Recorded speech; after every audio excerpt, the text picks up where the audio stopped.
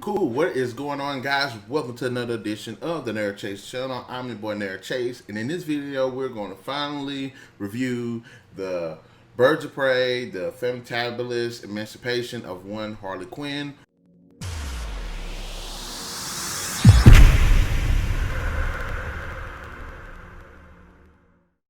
or Harley Quinn Birds of Prey, which I actually like the Harley Quinn Birds of Prey because it feels like it's a more appropriate title for this movie. Basically follows Harley Quinn after Suicide Squad, in which she breaks up with the Joker. She's kind of out there on her own, surrounded by all of these sharks in this big old ocean, and she's trying to make her way in the world without the Joker. And of course, she ends up teaming up with the Birds of Prey. There's a lot of controversy over this movie. The feminazis would just enjoy this movie. First of all, I didn't really mind the narration. Harley Quinn is telling the story, introducing characters, giving backstory. I really didn't mind that. I know a lot of people didn't like that. Decent. It definitely could have been better, but I thought it was decent, and I think it worked for what it was going for. It's freaking Harley Quinn, so of course she's going to pull a similar Deadpool act with the narration, which again, I don't think she's ripping off Deadpool. The performances I thought actually were decent, especially Margot Robbie. I think she did a good job as Harley Quinn.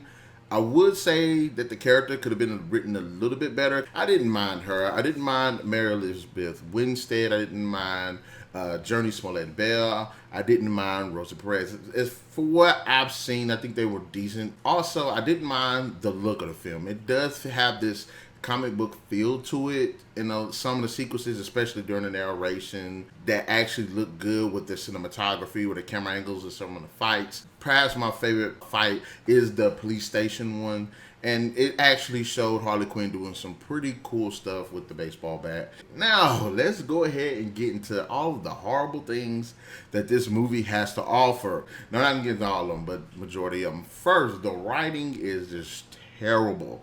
It's terrible when it comes to writing the characters. It's terrible when it comes to writing the story. It's terrible when it comes to the dialogue. It's terrible all around on a lot of fronts. It's laughable just how bad. Just every male character in this movie is a dick. He's dumbass. He's unreliable. They've painted almost all of the men in this movie just straight up dicks. And it makes no sense, and that's a problem. If you want to make this a good movie to where we can actually root for this character, at least make everybody deep in some kind of capacity, make them be some actual good guys, because of course this is a girl power, but the problem with movies like this is they typically make all the men and boys look like dumbasses or these rage-filled knuckleheads. Girls rule, boys drool.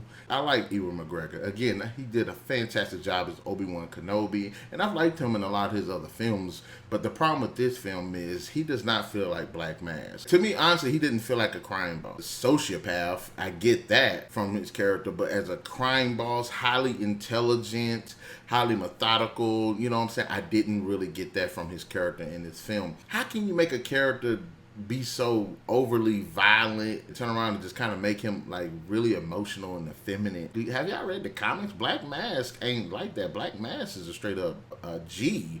You know what I'm saying? He about that business. He's about that money. The fights suck. They suck ass. Too choreographed, especially the fight at the end. The fight at the end was just ridiculous. I was like, come on. You have Huntress fighting. It works when you look at how Mary Elizabeth Winstead is physically in them. It is a Harley movie. It's not a Birds of Prey movie. If this was actually a Birds of Prey movie with Harley Quinn's story in it, because they do give motivations as to why they're all kind of joining together, how they all get caught up in this, but unfortunately because of the Harley part of it, Harley just basically takes over everything. I hated the fact that Joker was not in this movie. Y'all don't put Joker in the movie at all? No. By the end of this movie, there should have been a moment where she is right there talking to the Joker. He's like, hey, I need you back in my life. I want you back. And she says no. And there's no reason for Joker not to be in this movie, because all this stuff is going on in his neck of the woods. So why isn't Joker in this movie? And I'm sorry, Margot Robbie, I see what you were trying to go for in this movie, and I like you as an actress, because some of your decisions, it didn't do this movie justice.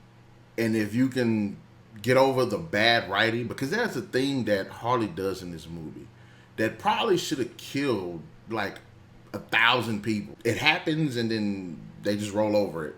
and you're like, well, wait a minute. So we're just not going to address this at all. It's entertaining, so I'm not going to say I wouldn't watch it again. But to say this is a good movie, I would be lying to you guys. Birds of Prey and the Fantabulous Emancipation of one Harley Quinn deserves a 2 out of 5. Guys, in the comment section below, let me know, what did you think about Harley Quinn, Birds of Prey? Because I'm not going to say the whole title. Did you like it? Did you not like it? In fact, tell me, of all the characters that were in the movie, who was your favorite incarnation of a said character? Again, I like Harley Quinn, but I liked Huntress too, but just wish she had more screen time. Anyway, guys, in the comment section below, let me know, what are your thoughts about this movie? Be sure to hit that like, share, subscribe, and that notification button to get the best of what we got going on this channel, and we'll definitely catch you guys later. What? You are so cool.